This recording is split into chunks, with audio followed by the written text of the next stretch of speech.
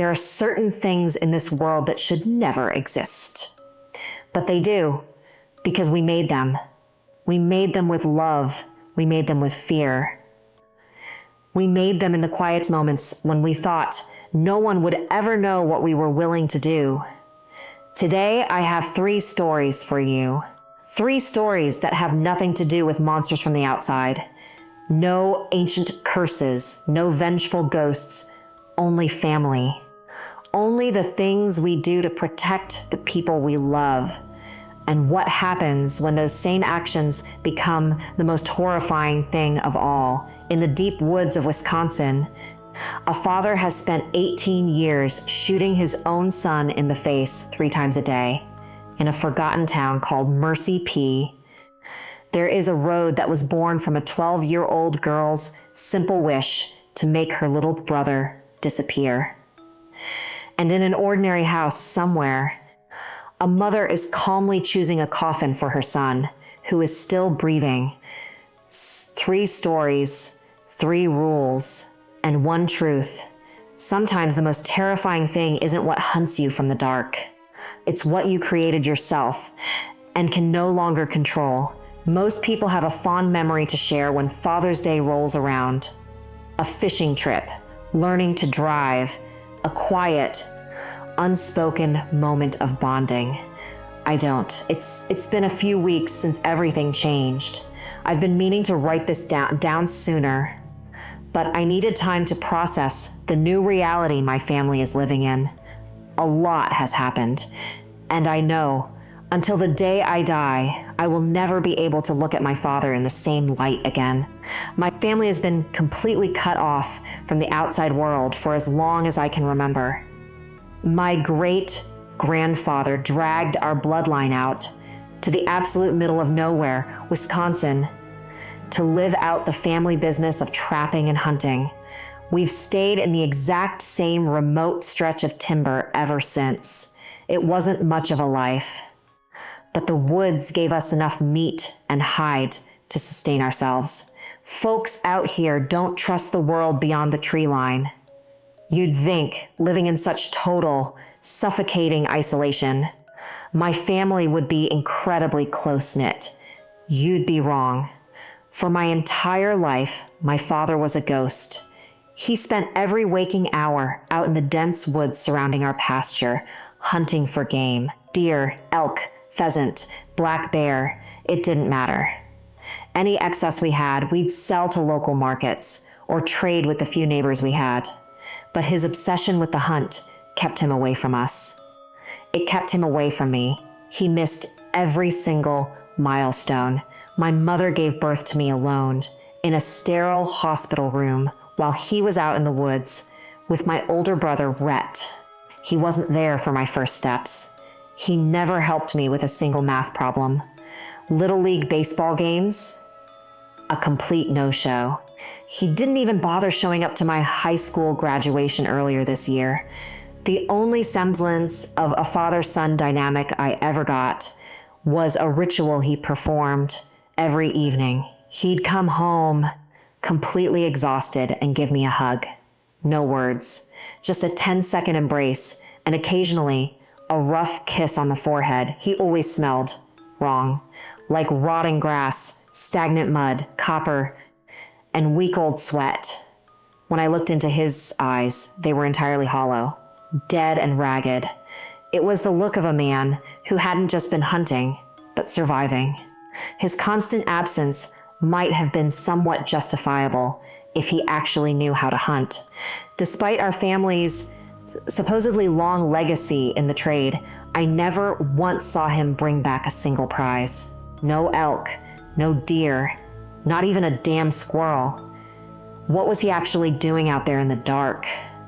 I knew he was in the woods because I could hear him, even in the dead of night.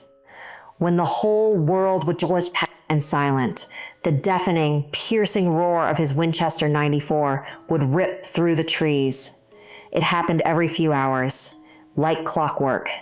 I used to lie awake, staring at my ceiling, wondering what massive beast required him to fire off rounds every 7 or 8 hours. Dad and my older brother, Rhett, never took me with them. They always told me I wasn't ready. This was completely insulting, considering I'd been practicing with a rifle since I was 6 years old, the moment I was physically strong enough to hold one against my shoulder. And I was a damn good shot, too. But the purposeful distance they kept only bred resentment. Thankfully, Rhett was actually bringing home the bacon. Most days, Dad and Rhett would vanish into the tree line together. But it was never Dad making the kill. Rhett brought in the big game. He was the one keeping us financially afloat. In the evenings, I'd sit in the barn and help Rhett skin, process, and package the meat. Rhett and his wife, Jess, had recently moved back into our house. Rhett was 30 now and getting ready to be a father himself. Jess was in her 3rd trimester, so while Rhett was working his fingers to the bone to provide for his pregnant wife, our dad was just out there, wasting the days away. Sometimes they took shifts, just so one of them could get a few hours of sleep. It was hard not to hate him. A 10-second hug at night doesn't make up for 18 years of neglect. I remember one night, when I was 16, I finally cracked. I was helping Rhett clean a young elk hide in the shed. "Rhett," I mumbled, staring down at my blood-stained hands. "Why does Dad not want to be around me?" I remember Rhett freezing. He stopped scraping the hide and looked down, his jaw tight. "He does want to be around," Rhett said softly. "Dad loves us. He really does. He just..." Rhett exhaled a sharp, shaky breath. "It's not my place to say. Not yet. Just know he is doing everything he physically can for us. For you. You'll understand when you're older." When he saw the tears of sheer frustration welling in my eyes, Rhett pulled me into a tight hug. I didn't know it then, but Rhett was right. Even if my father felt like a phantom, he was doing the absolute best he could. Everything finally broke open a month ago. I had just turned 18 and graduated high school. I was completely lost on what to do with my life. I wanted to join the family business, but if they wouldn't let me, I figured I'd just leave. Go to a community college. Make a name for myself. Do something to prove to my father that I wasn't just a waste of space. Early one morning, while Rhett was already out in the woods, the door to my bedroom creaked open. "Time to get up, Will." It was Dad. He was standing in the doorway, fully geared up. "Get dressed. There's something I need to show you," I groaned, rubbing the sleep from my eyes. "What do you want?" "I'm not in the mood today." My dad walked in and sat heavily at the foot of my bed. "I know it's been hard," he said, his voice thick with an emotion I'd never heard from him before. "It's difficult for me to explain, but there's a reason I'm always off in those woods. I think you're old enough now to understand. Just know that whatever you're about to see, I've done it for you. Rhett's been pushing me to take you out there for years, but he knows my reasons for waiting." He looked at me, his hollow eyes suddenly shining with unshed tears. "Happy birthday, son. It's time I took you hunting. It's time I taught you the real family business." Great. Finally 18. And my first birthday present was manual labor. But something felt horribly off. The sheer gravity in his voice made the hair on my arms stand up. I didn't argue. I grabbed my heavy jacket, brown cargo pants, laced up my boots, and followed him out the door. For the first time in my life, I went hunting with my father. The trek into the deep woods took over an hour. The massive pine trees loomed over us, like ancient sentinels, completely blocking out the morning sun. The further we walked, the darker it got. It was dead quiet. We didn't see a single bird, squirrel, or deer. The forest felt barren. Eventually, a massive structure materialized through the morning fog. It was a towering deer stand, suspended several meters off the ground. anchored into the earth by thick iron poles and heavy-duty steel wire. The windows of the box-like structure were covered by camouflage blinds. The only way up was a sketchy, rotting wooden ladder. It was a terrible time to admit to my dad that I was terrified of heights, but I wasn't about to back down now. I climbed the ladder, my hands shaking against the damp wood, and pushed open the trapdoor. When I pulled myself into the hunting stand, my breath caught in my throat. The walls of the blind were completely plastered with photographs, hundreds of them. Some recent, some incredibly old. They were all pictures of me. Me as an infant in a crib. Me wearing an oversized Little League uniform. Me taking a bath as a toddler. Sleeping in my bed. Smiling at church. Mom and Rhett were in the background of a few, but I was the undeniable centerpiece of this bizarre, obsessive collage. Dad? I stammered, stepping back. What the hell is all this? He looked at me, a soft, broken smile on his face. Will, I know I haven't been around. Not spending time with you, not seeing you crawl, missing your first steps. It broke my heart. Every single day. All I want to do is protect you. But, he choked on his words, swallowing hard. There can only be 2 hunters at a time for this thing. And I didn't want to subject you to what I've had to do these past 18 years. But I'm getting older. My hands shake. My eyes are failing. I want to spend whatever time I have left with you. The real you. It's time you take over. Dad, what are you talking about? A sound cut me off. It was a hollow, sickening crack echoing from the pitch-black woods below us. It sounded like a massive dead oak tree snapping in half, but there was thud of a tree hitting the ground. Just more wet, crunching noises. Hold that thought, my dad whispered, his demeanor instantly changing from a weeping father to a stone-cold soldier. Let's get this done quickly. I've got the rifle fixed on its head. I need you to look through the scope. I need you to see what I've been hunting your entire life. My hands were trembling as I stepped up to the Winchester. It was mounted on a heavy metal bipod, aiming down into a shadowy ravine. I leaned in. I closed my left eye and pressed my right against the cold glass of the scope. My stomach dropped into a bottomless pit. Far off on the forest floor, laying in the mud, was a gangly, horrifying figure. It was a body completely missing its head. But that wasn't the weirdest part. It was dressed in vintage, old-timey clothing, the kind of stuff you'd see in a Victorian photograph. It wore corduroy pants, an ivory collared shirt buttoned all the way to the stump of its neck, and a dark gray, withered suit jacket. I jolted backward, bumping into the wall of photos. Jesus Christ, Dad! What the fuck is that? Did you kill someone? It's not what it looks like, he said, his voice terrifyingly calm. Look closer, Will. What do you see? Sick to my stomach. Terrified I was trapped in a box with a psychopathic murderer, I forced myself to look through the scope again. He was right, it wasn't human. As I focused on its arms, I realized the proportions were monstrously wrong. Its forearms extended nearly a foot past its knees. The hands resting in the dirt had 7 fingers. The middle finger was at least 8 inches long, tapering into a sharp, bone-like point, and its legs, the knees weren't inverted like a dog's. They were splayed out completely perpendicular to its torso, like a crushed spider. Yet, horrifically, the vintage corduroy pants seemed perfectly tailored to fit those twisted, alien limbs. Crack, crunch, squelch. The noises were getting louder.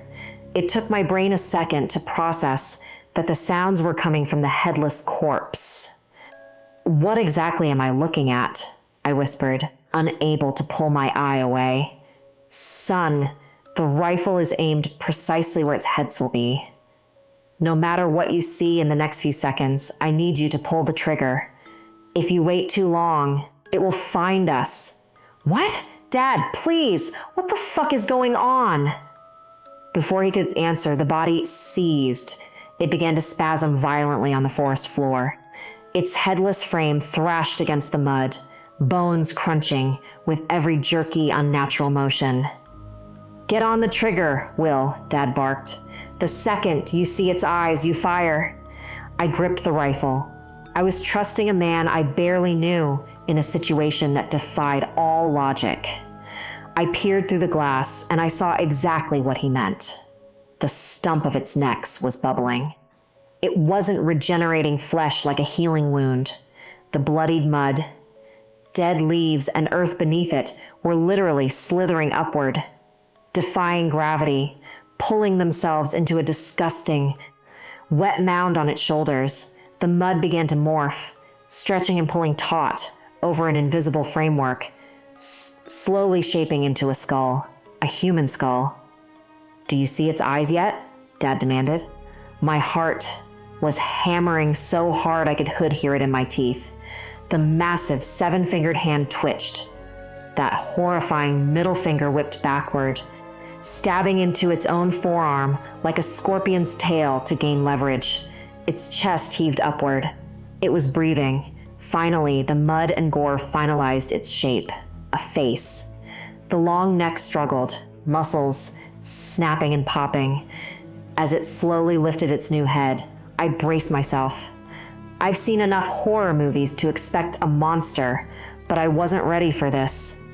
The face snapped up, staring directly up at the deer stand, a pair of dark blue eyes locked onto mine through the scope.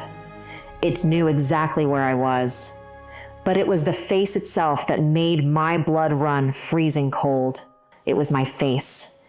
Every freckle, the slight crook in my nose, the exact color of my eyes. It was staring back at me from the dirt. "What the fuck? What the fuck?"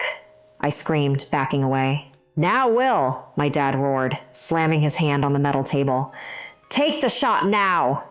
Down in the mud, the not me unhinged its jaw.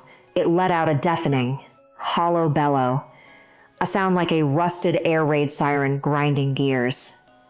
It didn't speak words, but the frequency of the noise felt like an ice pick driving straight into my frontal lobe.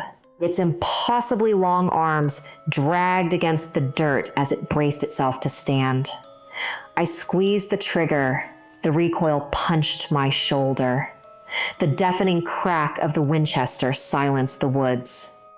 I had squeezed my eyes shut, but when I opened them and looked through the glass, there was no mistake. The head was gone, blown cleanly off into the brush.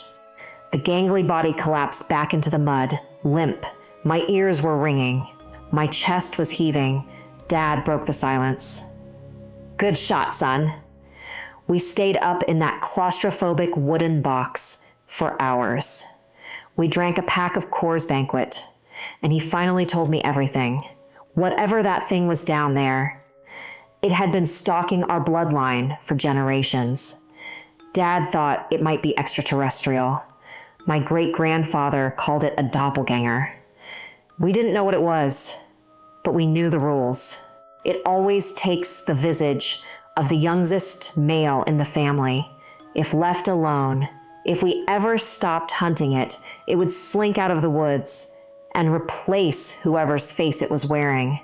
It never reached the house because every single day, for decades, 2 members of our family would sit in this stand and blow its head off. Its body was completely impervious to damage. Only the head mattered. It took time to regenerate, but it always regenerated. This was his secret. This was why he was always as gone. He had been murdering the not me for my entire life. It was pure hell, you know, Dad said, staring out the camo blinds. The day you were born was the happiest day of my life. I let out a weak, nervous chuckle, more than when Rhett was born. He smiled sadly. "Don't get cocky." Before Rhett was born, that thing down there wore my face.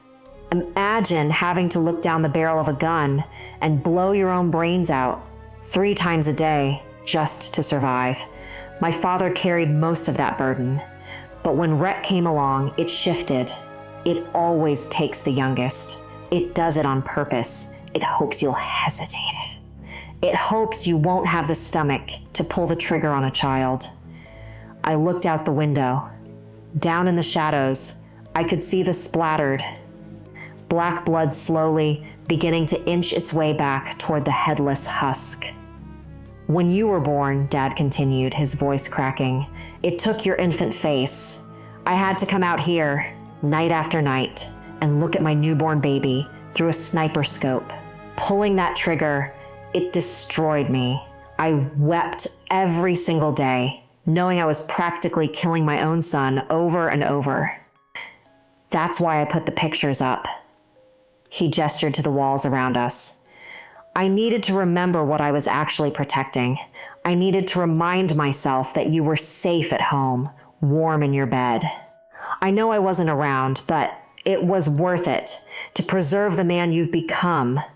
I hope you can forgive me. Of course I forgave him. The poor bastard had been executing forest demons for 2 decades. Who wouldn't pity the guy? We sat there, crying and hugging, finally getting the father-son moment I had craved for 18 years.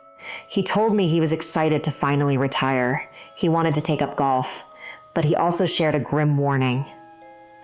When I was your age, it only grew its head back every 2 days, Dad warned. Now, it's at least 3 times a day. It regenerates faster, based on the age of the person it mimics, and there can only ever be 2 hunters. Your uncle tried to tag along as a 3rd man once. It didn't end well. It's been a few weeks since that day. When I'm not out hunting, I actually get to hang out with my dad. We're both massive Red Wings fans.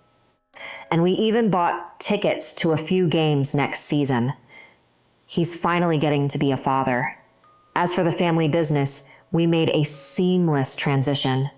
Rhett took over Dad's spot in the stand, pulling the trigger 3 times a day. I took over Rhett's job, bringing in the real game to feed the family and pay the bills. It was deeply unnerving, knowing my older brother was up in that tower, blowing my face off across the forest floor every few hours, but I got used to it. But things are going to change again. Just this morning, Rhett's wife, Jess, went into labor. They welcomed a beautiful, healthy baby boy into the world. He has a little button nose, dark brown eyebrows, and striking dark blue eyes. It's a beautiful face, a face that my brother, Rhett, is going to become uncomfortably familiar with through the lens of a rifle scope. Legacies like that never really end. They just find someone new to carry them. Will pulled the trigger. He took his father's place, and now, with a newborn baby boy in the family, it will be Rhett who has to sit in that stand every day and look through the scope at his own nephew's face. They call it protecting the bloodline. But there are things far worse than having to kill something wearing your family's face. There are things born from something much simpler, a single selfish thought. A quiet wish whispered in a moment of weakness. I just want them to go away, and sometimes the world listens. It doesn't need monsters.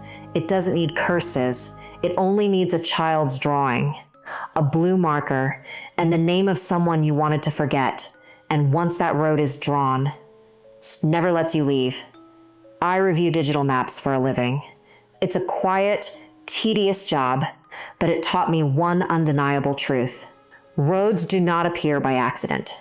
Every line of asphalt, every dead end, every gravel path exists because someone, somewhere, willed it into being. Especially not roads named after my dead brother. The ticket came in at 8:42 on a Tuesday. I was chewing on cold toast, staring blankly at my monitor, pretending I hadn't spent another night staring at the ceiling. The subject line was so mundane I almost deleted it without thinking. Strit. My first thought was spam. My second was that someone was playing a very cruel, very specific joke. But as my eyes scanned the data, the cold dread started to pool in my stomach. The road was flagged in Mercy P, my hometown, and Eli Fee was my brother. He disappeared in 2003. He was 6 years old. I can still see him standing outside B's Market, a blue raspberry popsicle melting over his knuckles, while I slipped around the side of the building to talk to some older kids I desperately wanted to impress. I was 12. I told him to wait. I told him I'd only be 5 minutes. That was the exact number I gave the police. 5 minutes. It became the number the whole town handed back to me. You were only gone 5 minutes. A lot can happen in 5 minutes. You were just a child, too. People say things like that because they need tragedy to have sharp, neat edges, a beginning, a middle, an end. 5 minutes is a small enough pill to swallow. It sounds like a tragic accident. My hand trembled as I clicked the ticket open. Ely V Street wasn't a glitch. It appeared on 3 independent, overlapping sources: the county GIS, the USPS address verification, and 1 commercial satellite layer.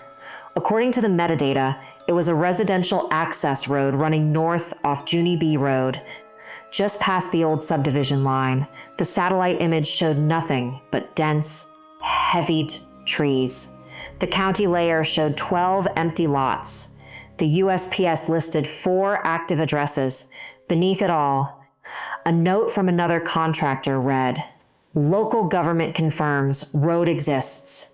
Requires the field validation." I was still staring, barely breathing, when the navigation preview automatically loaded. A woman's pleasant, synthetic voice suddenly cut through the silence of my apartment. "In 200 feet, turn left onto Eli Fee." I hit the mute button so hard I knocked over my coffee.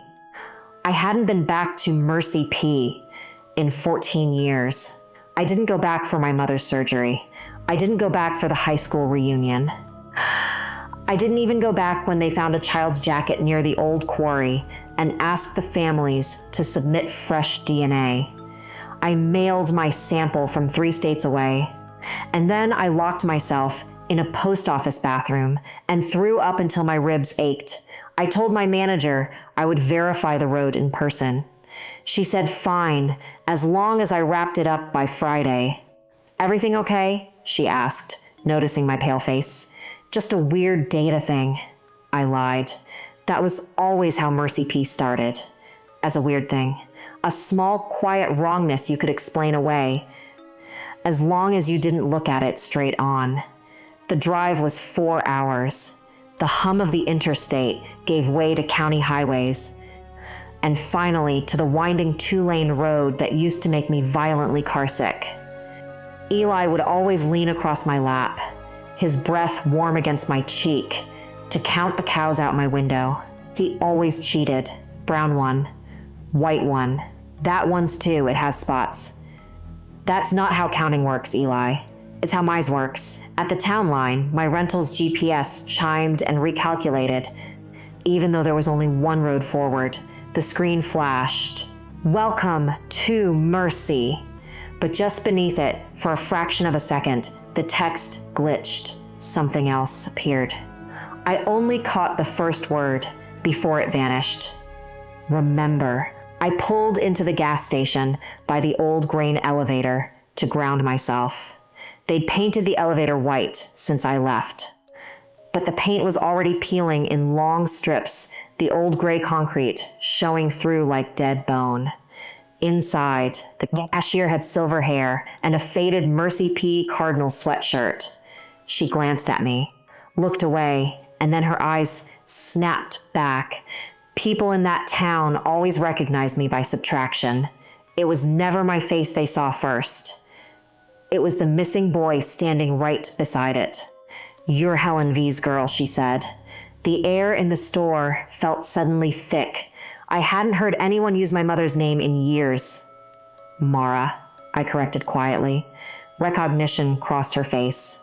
Then pity. Then a deep, unsettling caution. Back to sell the house? Work. I bought a bottle of water my dry throat desperately needed, but I didn't drink it. When the receipt printed, the machine made a harsh, grinding sound.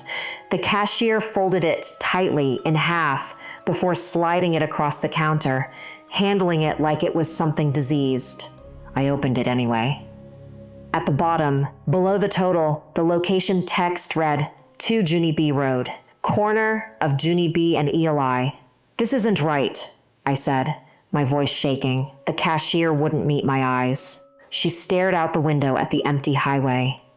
Receipts get funny sometimes. Sass Ely, Fee Street doesn't exist. She smiled. It wasn't an unkind smile, but it wasn't warm either. It was the smile of a woman who had survived this exact conversation too many times. Roads don't need you to believe in them, honey. I left the water on the counter. The afternoon had gone dim. Not stormy, just that suffocating Midwestern gray that feels less like weather and more like a collective mood. The clouds sat low and heavy over the rotting soybean fields. I drove toward the north edge of town. Mercy P felt so much smaller than I remembered. But grief does that, doesn't it? As a child, your town is the entire universe. As an adult, you come back and realize it's just 3 stoplights, a faded church sign, a fast food joint, and a field where somebody's dog died. The old streets were still there. Mercer Avenue, Pine Road, Quarry Circle, and then I saw the first sign, Hannah G. Lane, white reflective letters, green metal. I slammed on the brakes. Hannah G. disappeared when I was 8 years old. Everyone in town knew the story. Her mother had been baking a birthday cake and sent her outside just to get her out from underfoot. 10 minutes. That's all it took. 10 minutes. My mother used to drive past their house with both hands locked so tight on the steering wheels, her knuckles turned white. Don't stare, she'd hiss at me. But Eli stared. Eli always stared. Where'd she go? He'd ask from the back seat, and my mother would whisper, somewhere we can't help her. I didn't understand how horrifying that answer was until much later. I kept driving, my heart hammering against my ribs. There was Caleb S. Drive. Caleb N., gone from a bus stop in the winter of '96. Silene Court, 5 years old, plucked from her grandmother's front yard. Homeless away, missing from the fall festival. I pulled over on the shoulder, my breath fogging the glass, and frantically searched each name on the county database. All of them were active, residential, rural access, publicly maintained. The records claimed Hannah G. Lane had been established in 1987. Hannah didn't disappear until 1995. I went straight to the sheriff's office. Some naive, childish part of my brain still believed that buildings with flats out front had to tell you the truth. The sheriff wasn't the old man from my childhood. This guy was younger, broad-shouldered, with deeply tired eyes and a gold wedding band he kept twisting obsessively with his thumb.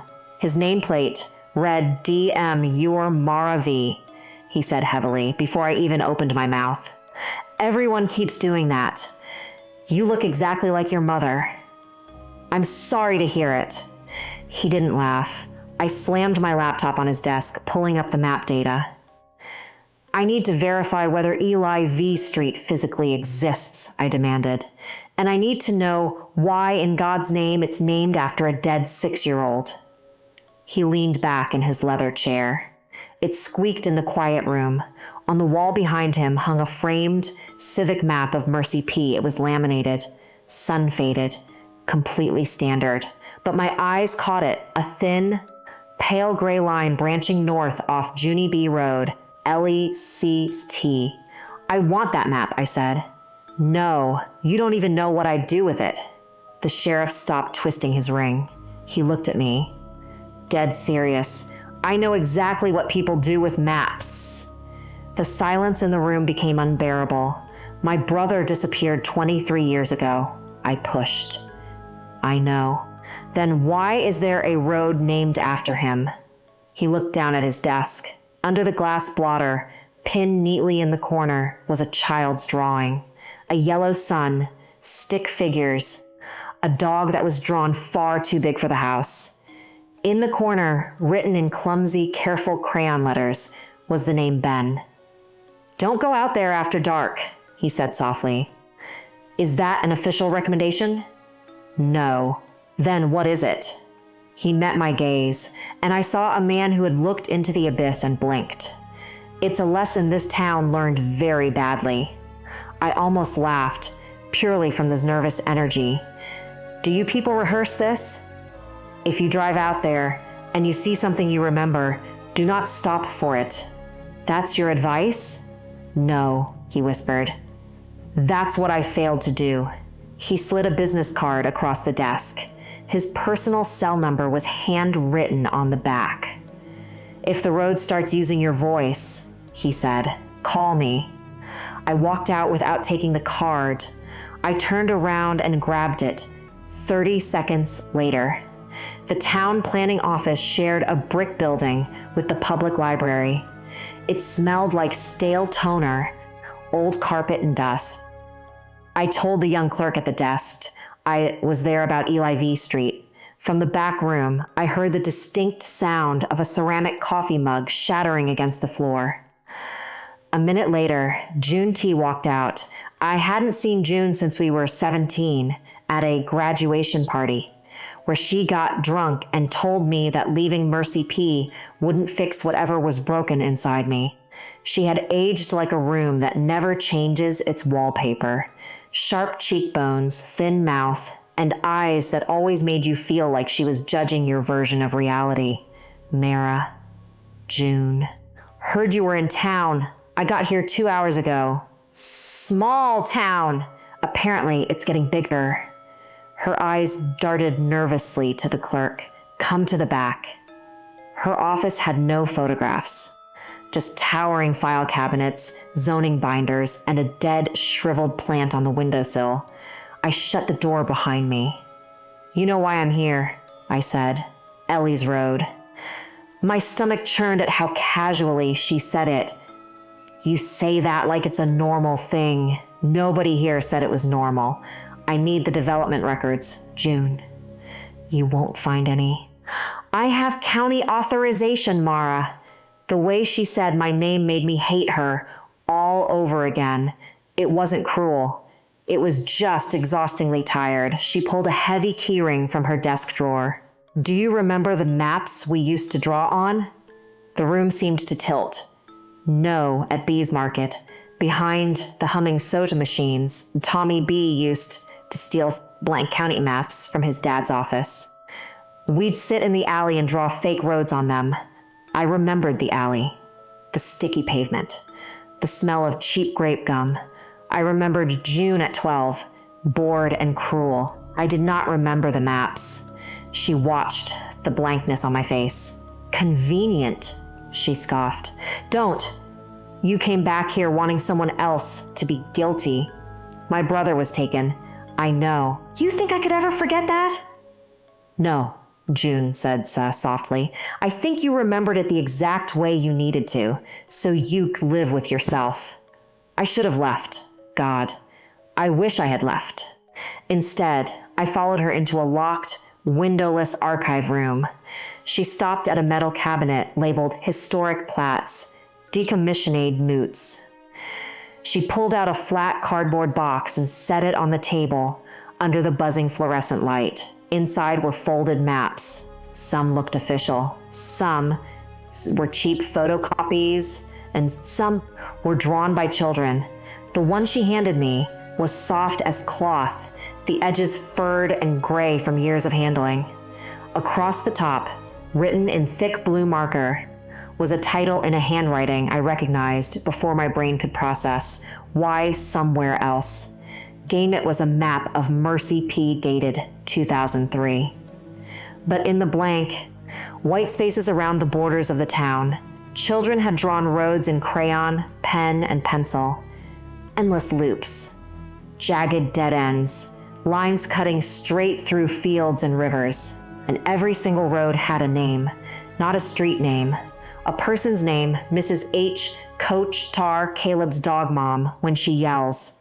And there, right there, running north of Junie B. Road, written in my own 12-year-old, jagged block letters, Elevie touched the dry paper, and as soon as my skin made contact, a smell flooded my sinuses, so strong I almost gagged. Blue raspberry, dry dust, baking asphalt. My mouth watered like I was about to vomit. June looked away. "We all played it," she whispered. I shook my head, unable to speak. "You wrote people down when you wanted them to go somewhere else," she explained. "Not dead, not hurt, just away." I wanted to ask whose name she had written. I didn't need to. I looked out the small slit of a window in the archive door. Out there, Junie B. Road took a sharp, unnatural curve where it used to go straight. I folded the map. My hands were shaking so violently I tore the edge. "You knew." I choked out. "I suspected. You all did. Mara, every town has missing children. Not every town names streets after them," I screamed. She flinched. "Good." Then she leaned in, her voice dropping to a terrifying whisper. "Ellie's road doesn't end where he disappeared, Mara." I froze. It ends where he was trying to go. Bee's Market was still standing. It was called Mercy Food and Fuel now. Neon lottery signs blinded the windows. Firewood was stacked by the automatic doors. The old soda machines were gone, but the alley was still there. I parked terribly, wheels on the curb, and stood on the cracked sidewalk, the exact spot where I had left him. The world hadn't left a plaque or a scar on the concrete. Some broken part of me had always expected the earth to be permanently scorched here. I closed my eyes, and suddenly, his voice rang out in my head, not a memory. It sounded like he was standing right behind me. "If I wait, can I pick the cereal?" I spun around, gasping. Nothing, just the wind. But I could see him. He had been wearing a green dinosaur shirt with a frayed hole near the collar because he chewed on it when he was anxious. His mouth was stained violently blue. One front tooth missing, his little tongue constantly probing the gap. I was embarrassed by him. That is the ugliest, most venomous truth of my entire life. And for 2 decades, I had dressed it up in softer, kinder words. I was distracted. I was just a kid. I wanted 5 minutes of peace. I was embarrassed by how purely he loved me, the way he trailed behind me like a shadow, the way I believed I was the absolute safest person in the world. When the truth was, I was just a mean, terrified teenage girl desperate for anyone else to choose me. The older kids had been hanging out by the alley. June was there. Someone's Nanas had a silver CD player blasting tinny rock music. Someone pointed and laughed when they saw Eli clutching the hem of my shirt. "You brought your shadow again." June had sneered. The memory didn't come back blurred and merciful. It came back like shattered glass. I told Eli to wait. He asked about the cereal. I said yes. He smiled. Then June held out the stolen map and the blue marker, frowned him down, give him his own road. I remembered laughing. To fit in. I remembered taking the marker. I remembered Eli leaning on his tiptoes, trying to see, "Is that my road, Mara?" "Yeah." "Can it go to our house?" "Sure." Whatever. And then I wrote his name, not because I believed in magic, not because I thought it would work, but because for one clean, poisonous second, I wanted to know what it felt like to walk somewhere he couldn't follow me. My phone buzzed in my pocket, shattering the silence. "Unknown number," I answered, my breath shallow. "Where are you?" It was the sheriff, Mercer, Bee's Market. "Leave." I remembered, I whispered, tears spilling hot down my face. Then leave faster. What is Eli V Street? Tell me. Static popped and hissed on the line. It's a child's road, Mara. What does that mean? It means he's still trying to get somewhere. I looked up. The sky had gone pitch black, not sunset. It was a suffocating, impossible dark, and I hadn't even noticed it happen. I looked at the dark glass of the storefront. Behind my own reflection, standing by the ice freezer, was a small boy, blue mouth, green dinosaur shirt. He was staring at the alley. Not at me. I whipped around. Concrete. Mara Mercer's voice crackled. Lower now. Urgent. If you drive out there, the road will give you exactly what you deserve. But understand this. What you deserve is not the same as the truth. The call dropped. Dead tone. In the silence. My phone's GPS suddenly chimed, the screen lighting up the dark car. Ellie Street. 12 men. I don't remember putting the car in drive. That sounds like a coward's excuse, and maybe it is. But there are moments in life when guilt literally becomes a steering wheel. You can take your hands off it, but it's going to turn anyway. Junie B. Road ran north. It passed the last of the new subdivisions, their porch lights fading, then narrowed down into a claustrophobic tunnel of fields and dead trees. No streetlights, no mailboxes. Just weed-choked ditches and the gray, looming suggestion of a forest. At exactly 6:03 p.m., the synthetic voice spoke from the dashboard. In 400 feet, turn left onto Eli Fee. Don't say his name, I whispered to the empty car. In 200 feet, turn left onto Eli V. I looked to my left. There was no road, just a solid wall of timber, and then there was. It didn't fade in through fog. It didn't magically materialize. It was just suddenly, undeniably there, as if my eyes had been violently refusing to see it and finally surrendered. A narrow, perfectly paved lane slicing deep into the dark woods. The street sign at the corner looked brand new. Heavy drops of rainwater clung to the reflective green metal, even though it hadn't rained in weeks. But below it hung a smaller yellow warning sign, one I've never seen in any MUP-TCD manual on Earth. No outlet unless, remembered. I turned the wheel. The blacktop was impossibly smooth. My headlights washed over the tall, sickly ditch grass. Instantly, the GPS screen went black. The signal bars on my phone vanished. And then, the smell came pouring through the AC vents. Suffocating, sickeningly sweet blue raspberry. The road curved sharply, and the trees just fell away into nothingness. Bee's Market was standing right in front of my car. It was lit by a hazy late afternoon sun that seemed to exist only on the building, never touching my windshield. The old red sign was back. One fluorescent, two buzzing and flickering. The soda machines leaned against the brick wall, and sitting on the curb, kicking his little heels against the concrete, was a boy. He didn't look up at the headlights. His blue popsicle dripped onto the pavement. Drop, drop, drop. But instead of puddling in the gutter, the bright blue liquid stretched out, forming a thin, wet line running directly down the center of the road ahead of me. My hand hovered over the door handle. The boy slowly lifted his head. It wasn't Eli, not exactly. It was my memory of him. And that was infinitely worse. He was too bright. The colors were too saturated. He was 6 years old forever, and stretched entirely out of the broken pieces my guilt had polished over 2 decades until they blinded me. His blue lips moved. The windows were rolled up tight. But his voice echoed perfectly inside my skull. If I wait, can I pick the cereal? I slammed on the gas.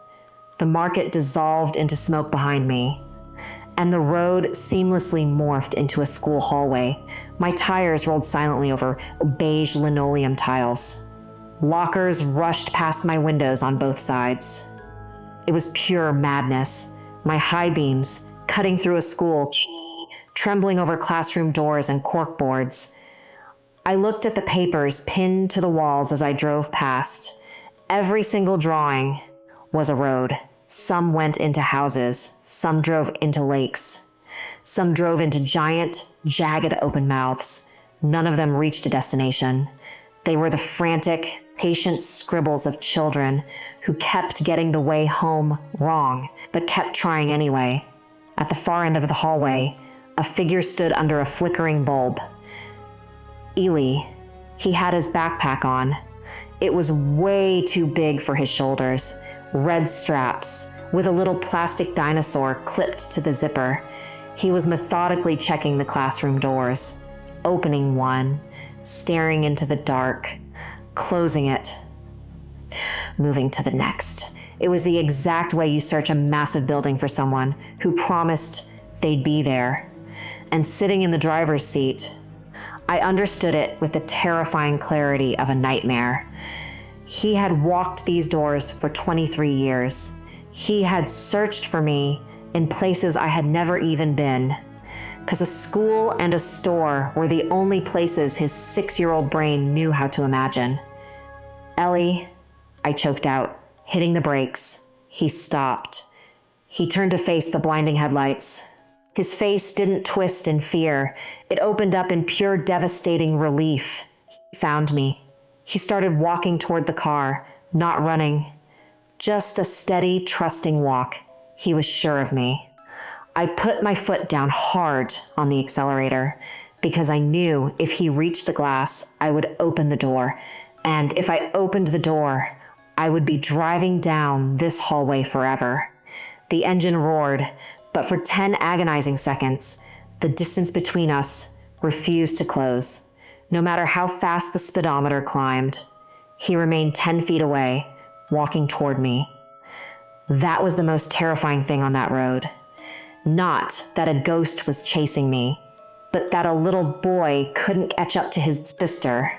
With a violent snap, the hallway shattered back into asphalt. I was sobbing so hard I couldn't see the lines. The next stretch of road didn't look like a place. It felt like an enclosure. The air inside the car thickened, growing instantly freezing. The smell of blue raspberry was violently replaced by stale coffee and wintergreen gum. I wasn't alone in the car anymore. The interior had shifted. It was my mother's old blue Ford. The radio crackled to life, a monotone weatherman, giving the forecast from the exact day Eli vanished. My mother sat in the passenger seat, staring straight out the windshield. Her hands were gripping an invisible steering wheel at 10 and 2. Her wedding ring was missing.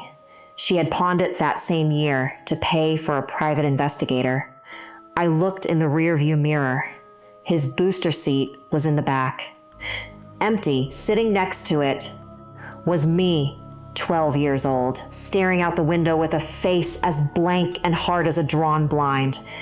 "You were gone 5 minutes." My mother's voice rasped in the dark car. "Stop," I begged, gripping the wheel. "You were gone 5 minutes."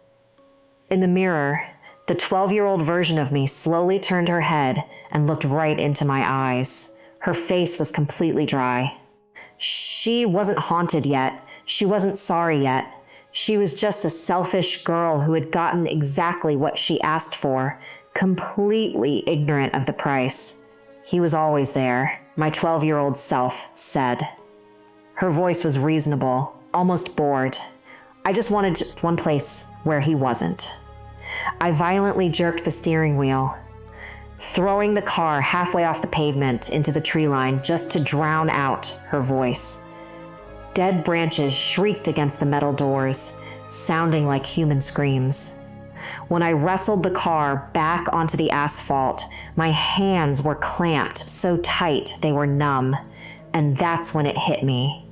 The cruelest thing on this road wasn't going to be the ghosts. It wasn't my mother, or the dark, or whatever nightmare waited at the dead end. The The cruelest thing on this road was going to be the truth. The road ended abruptly. It didn't lead up to a house. It drove straight into one. My tires left the pavement and sank into plush, pink carpeting I hadn't thought about in 2 decades. My headlights illuminated walls covered in old band posters, a white dresser, and a plastic bead curtain hanging in the doorway, my unmade childhood bed. I slammed the car into park in the dead center of my old bedroom. When I cut the engine, the silence that crashed down was absolute and deafening. Sitting on the floor in front of my bumper, bathed in the headlights, was Eli's. He had the Stolen County map spread out over his knees. The blue marker was clutched in his fist. He was trying to trace a line, his tongue poking out in intense concentration. "Eli," I whispered, my voice breaking. He looked up. This time, he wasn't a glowing, polished Mentory. His hair was a mat's nest, exactly the way it really used to be. His nose was crusty and running. There was dark dirt ground into his knees and dried, sticky red syrup on his chin. He didn't look dead. He didn't look like a monster. He just looked deeply, fundamentally exhausted. The specific kind of tired a child gets when they've been waiting for hours at a pickup line, but still truly believe the grown-up is coming. "Mara," he said, his voice small and raspy. I threw the door open and practically fell out. The air smelled perfectly of 1990s childhood. Dust, cheap strawberry shampoo, melting crayons, and sun-baked plastic. He smiled. And seeing it, my heart physically hurt. I had forgotten the exact crooked shape of his real smile. That was just one more thing I had stolen from him without even noticing. "You found my road," he said happily.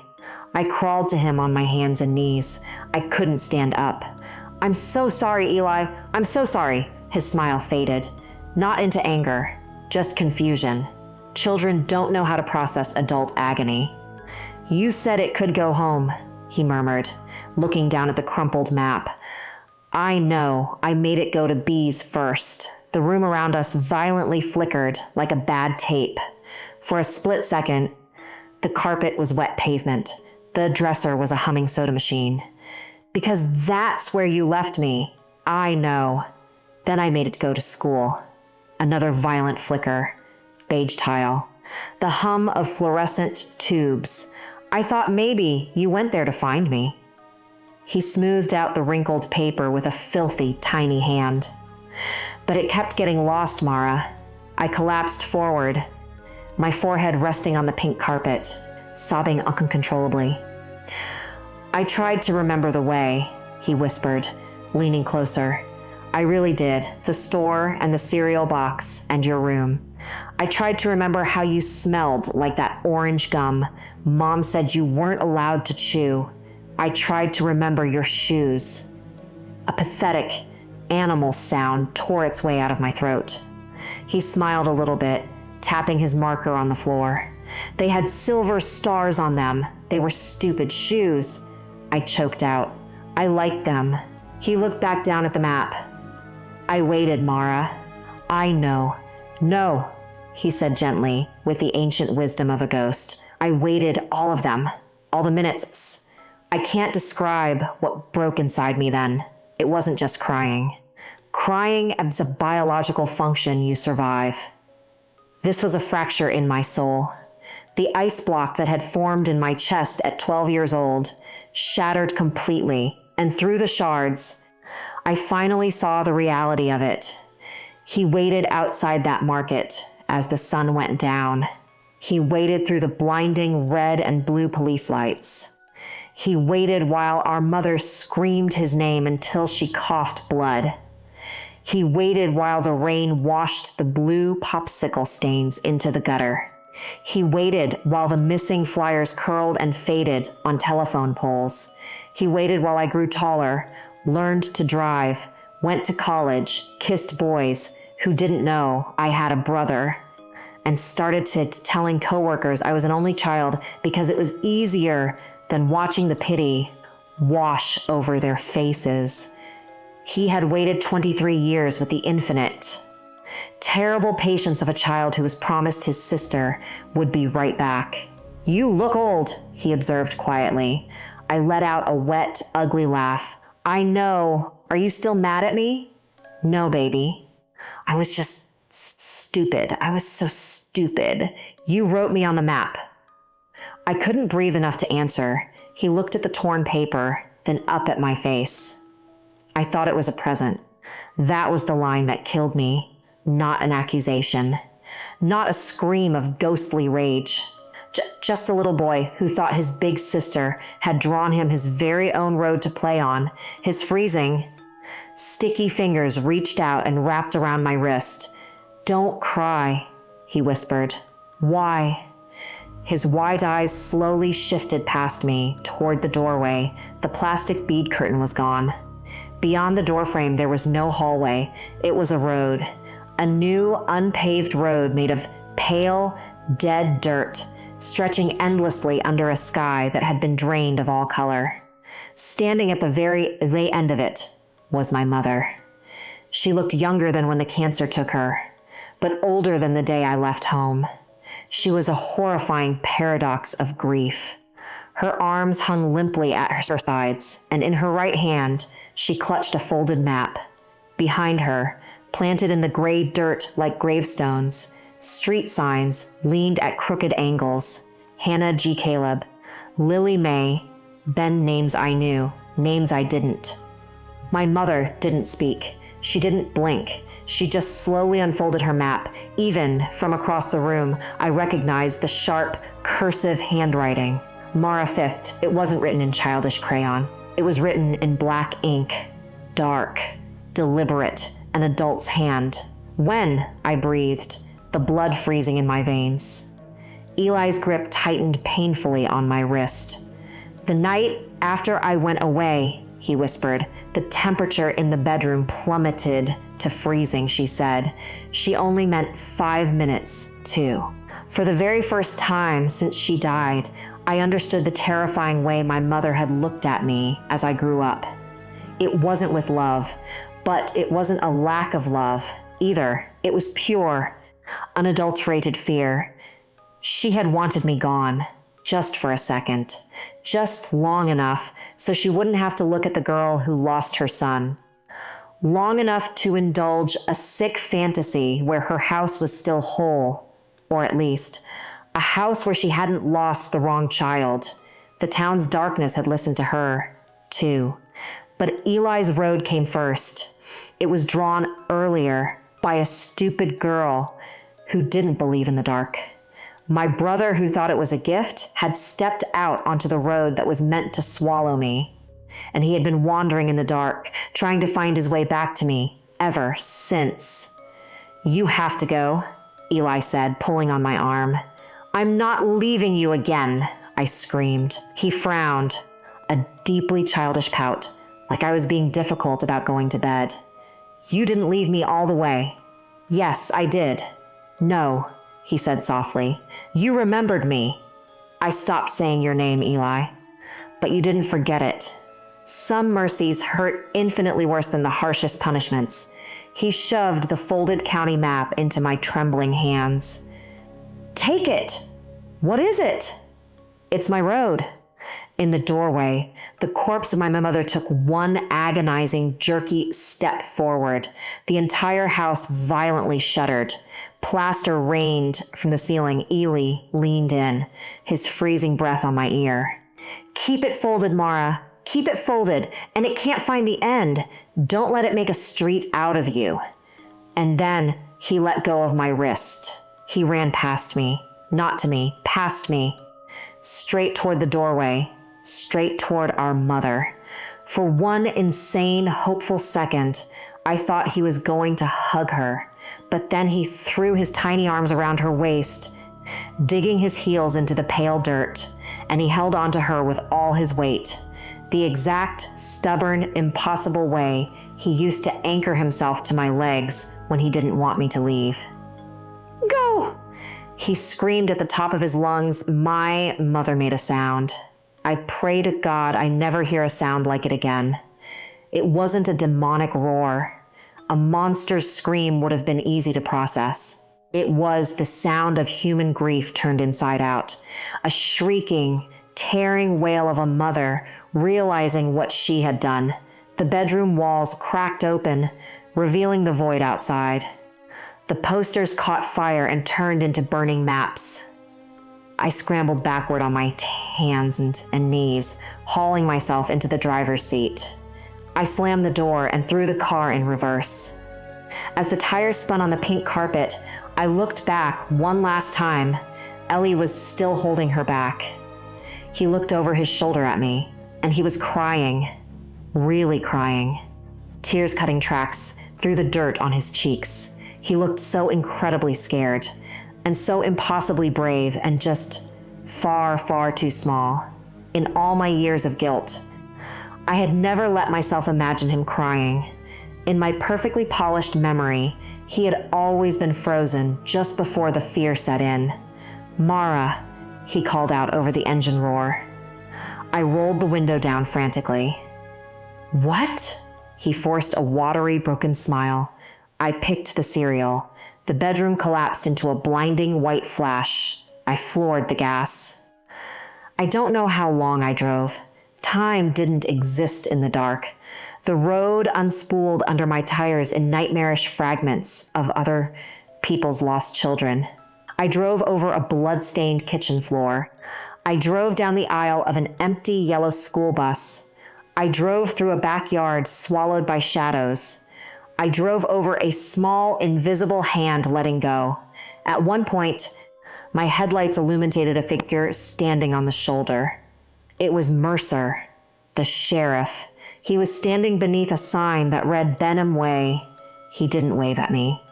He just took off his hat and held it tightly to his chest as I sped past. And then the trees came rushing back. Then the white lines of Junie B. Road. Then my phone screen lit up with service, and I crashed back under a normal, indifferent night sky full of stars.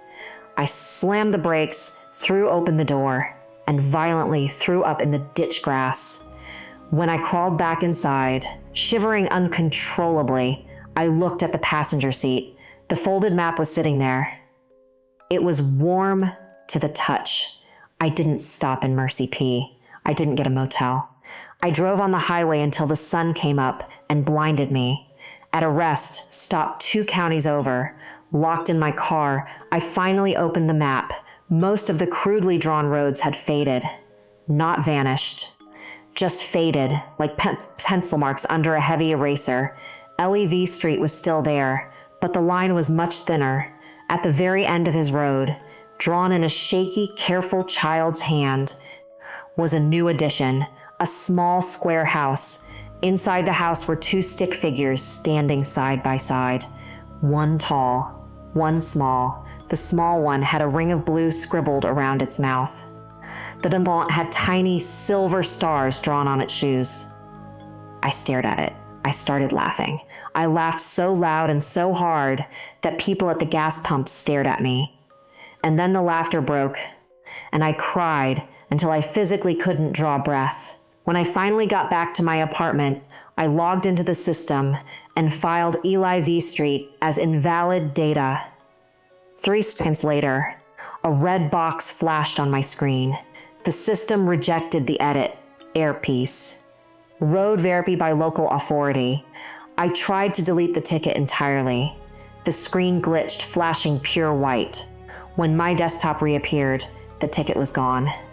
But a new data field had automatically populated at the bottom of the queue, future extension, Marv Road Dodacy, pending. I picked up my phone. My hands were slick with cold sweat. I called Mercer. The number was disconnected. I called June. The line rang until it went dead. That was years ago. I still check the county map sometimes. Ellie's V Street is gone now. The lines of the residential parcels have closed over it, like water covering a sinking ship. The satellite layer shows nothing but old, deep woods. But there is a new road on the north side of Mercy P. I found the raw street view photo in the database one late night. The reflective green paint on the metal sign still looked wet, even though the municipal records claim it was established the exact year I was born. Marv Road. I have never driven it. I don't need to. Some mornings.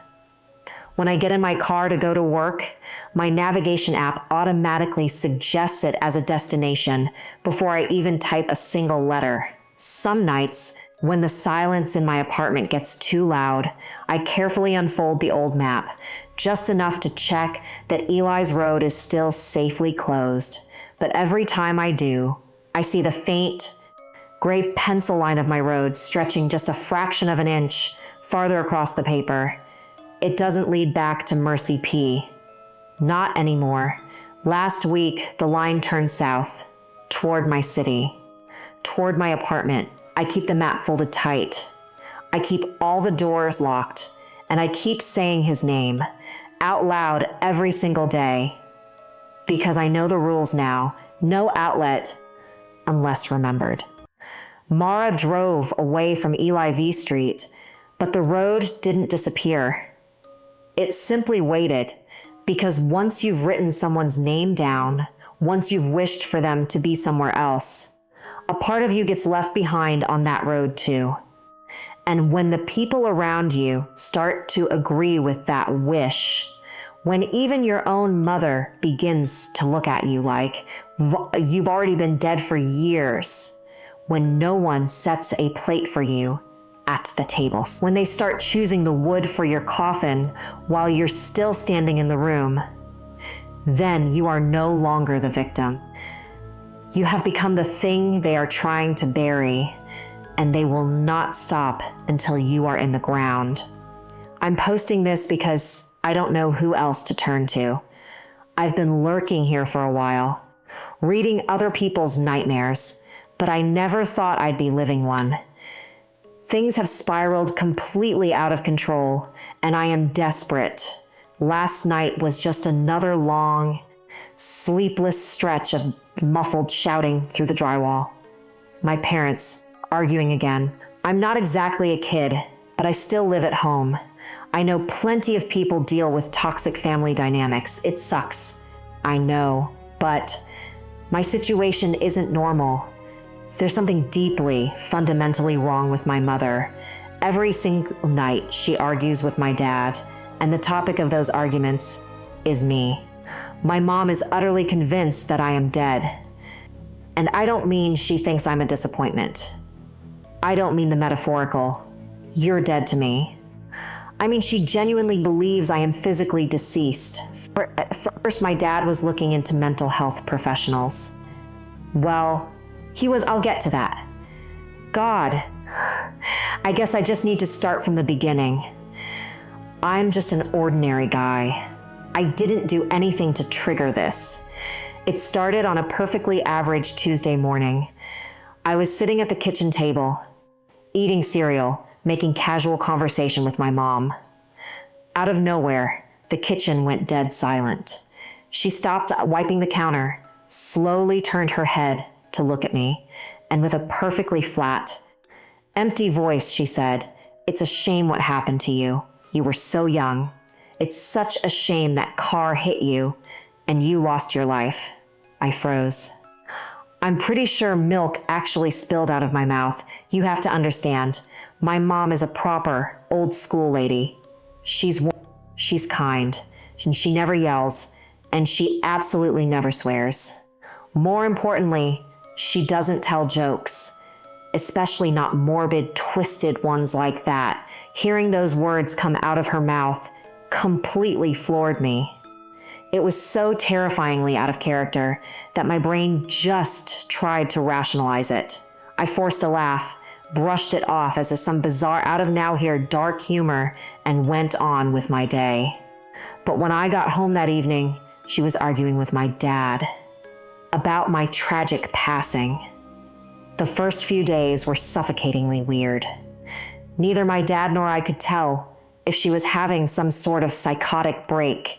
She'd casually mention my death, and my dad would just point at me, sitting right there on the couch, and say, "Linda, that's not funny." She would stop for a while, and then the next morning she'd start again. But then things escalated. The casual remarks turned into aggressive persistence, and the stories of my death started changing. They became graphic, nonsensical. Over the span of a week, I heard her calmly recount how I'd been burned to death, drowned, electrocuted, shot, and dropped in acid. I gave up trying to reason with her, stomping around the house, waving my hands in her face, practically screaming at her. None of it fazed her. She looks right through me. My day-to-day life has become a waking nightmare. She constantly asks me what the afterlife is like. I usually just mutter that nothing has changed. What the hell else am I supposed to say? I'm right in front of her, breathing, living. I know exactly what you're thinking. Your mom has lost her mind. Get her to a hospital. I thought the exact same thing. But then the infection spread. My grandma came over to visit. I love my Nan. I walked into the living room and saw her sitting in the armchair, eyes closed, hands clasped tightly together. Not wanting to startle her, I quietly said hi. She opened her eyes, gave me a warm, gentle smile, and said she was praying. She's a devout woman, so that was normal. She said she was praying for me. "Thanks, Nan," I said. But her smile didn't fade as she looked right into my eyes and added, "I'm praying for you, sweetie, so that your soul can finally rest in peace." My blood ran cold. I stood frozen in the middle of the living room, the silence ringing in my ears. I couldn't process it. My mom had somehow convinced my grandma that I was dead. There was a tiny, fractional chance my mom was playing some sick, elaborate prank, but my grandma, never. It wasn't possible. My mom, she kind of runs the family. She's sweet, but she's incredibly persuasive. When she sets her mind to something, people usually just bend to her reality to keep the peace. But I have no fucking clue how she managed to warp my grandmother's mind like this. It was no longer just words. The danger became physical. The other afternoon, I was taking a nap in my room. I was pulled out of my sleep by a sharp chemical scent. Smoke. I violently jerked awake, my heart hammering in my chest. The smell of burning cotton was coming from me. My mom was standing right beside my bed. She had taken a lighter to the edge of my shirt and was watching the fabric catch fire. I frantically slapped the flames out, coughing and scrambling back against the headboard. "Maybe you'll pass on if you get cremated," she whispered. She was smiling. That was the first time she actively tried to harm me. I lock my door now. I keep my distance. After that, I went straight to my dad. I told him this had gone too far, that she was a danger to herself and to me, that she needed to be committed. My dad just wouldn't look at me. He stared at the floor, shifting his weight, awkward and silent. She had convinced him. My own father was starting to accept the delusion that I was gone. The foundation of my reality was crumbling beneath my feet. This family is uniting around the most twisted, sickening lie I've ever experienced. Last week we went to the beach. It was my final desperate attempt to do something normal with them. I fell asleep on my towel, exhausted from the constant paranoia. When I woke up, the sun was blocked out. My mom was standing over me, casting a long shadow, smiling that same hollow smile. I tried to sit up, but I couldn't. She had buried the lower half of my body in the sand. It was so tight, so densely packed. It felt like I was encased in solid concrete. Panic set in. I squirmed, kicking frantically, tearing at the heavy, coarse sand, until I finally wrenched myself free and scrambled backward. I think she was trying to bury me alive. I lost my mind. I screamed at her. I screamed until my throat bled, cursing at her, demanding she stop this sick fucking joke. The entire beach turned to stare at us. I had never been so violently angry in my entire life. She didn't flinch. She just stared down at me. "The dead shouldn't yell," she said calmly. "But the nightmare doesn't stop at my front door. It's bleeding into the rest of the world. She's gotten to the people at my school, my friends, my teachers. No one acknowledges me anymore. When I sit in class and raise my hand, the teacher's eyes slide right past me.